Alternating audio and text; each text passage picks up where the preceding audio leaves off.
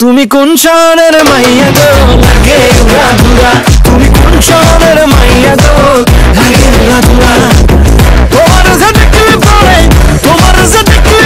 আসসালামু আলাইকুম এভরিওয়ান, কি অবস্থা সবার? কিছুদিন ধরে বড় ছেলে বলতেছে বাইরে নিয়ে যাও, বাইরে ঘুরতে নিয়ে যাও, মানে খেলাধুলা করতে নিয়ে যাও। তো আমাদের এইখানে ভালো খেলাধুলার মাঠ কোথায় আছে আমি সঠিক জানি না। তো আমার বাইরে কিছু কাজ আছে, কিছু টুকিটাকি কেনাকাটা দরকার। তো এই জন্য ভাবলাম তো আজকেই ওদেরকে নিয়ে যাই, মানে একটু ঘুরাই নিয়ে আসি আর আমার কেনাকাটাটাও সাইরে আসি। তো এই তো মা ছেলেরা মিলে রেডি হয়ে গেছি। আর হ্যাঁ, দুই ভাই কিন্তু আজকে ম্যাচিং ম্যাচিং ড্রেস পরছে। তো যাই হোক, বাসা থেকে বের হয়ে আমরা একটা রিক্সা নিয়ে সোজা পল্লী বিদ্যুৎ চলে আসছি।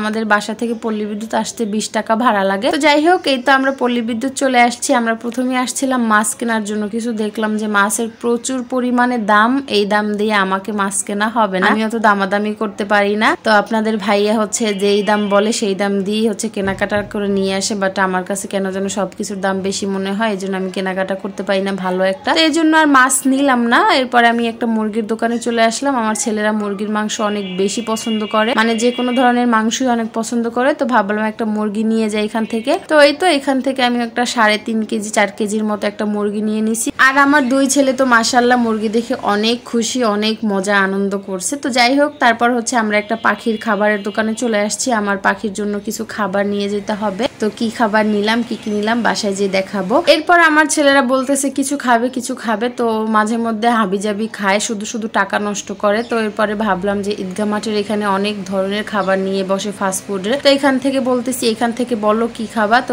দুই ছেলে বলতেছে বার্গার খাবে। এরপর 3 পিস মিনি বার্গার নিলাম। আমার বড় ছেলে তো মাশাআল্লাহ ভালোই খাইছে, আমার ছোটটায় পুরোটা খাইতে পারে না। আসলে ওদেরকে এই ধরনের খাবার বেশি একটা খাওয়ানো হয় না, মানে ফাস্ট ফুড আইটেম যেগুলো আছে এই ধরনের খাবার বেশি একটা ওদেরকে খাওয়াই না, মানে ওর বাবা খাওয়াইতে চায় না। যদি মাঝে মধ্যে স্যান্ডউইচ বার্গার খাইতে চায়, আমি বাসায় বসে যেরকম পারি সবজি টবজি দিয়ে এগুলো দিয়ে বানাই দিই, মজা করে খায় মাশাআল্লাহ। আর এখানে অনেক ধরনের দোকান নিয়ে বসে, অনেকগুলো দোকান নিয়ে বসে। আর এই তো আমার ছোট ছেলে মাশাআল্লাহ খাচ্ছে, সে হাত দিয়েই খাবে, আমাকে খাওয়াই দিতে দেবে না। তার হাত ধোয়াই দিয়েছিলাম, সে একা একাই যতটুকু পারছে খাইছে মাশাআল্লাহ মাশাআল্লাহ। তো এই তো আমাদের খাওয়াটা শেষ। দেন আমরা একটা, এগুলোকে কিসের দোকান বলে আমি সঠিক জানি না, কাপ পিরিসের দোকানই বললাম। ভাইরে ভাই, এই দোকানে ঢোকার পরে আমার পুরো মাথা নষ্ট হয়ে যায়। এই দোকানটা থেকে আমি মাঝে মধ্যে কিনি। এই দোকানের সব জিনিসপত্র একদম দামি দামি আর খুব সুন্দর সুন্দর, একদম ইউনিক ইউনিক ডিজাইনের জিনিসপত্র এই দোকানটায় বেশ। তো যাই হোক, ওই দোকান থেকে আমি টুকিটাকি কেনাকাটা করে নিয়ে আসলাম। আমি এখান থেকে একটা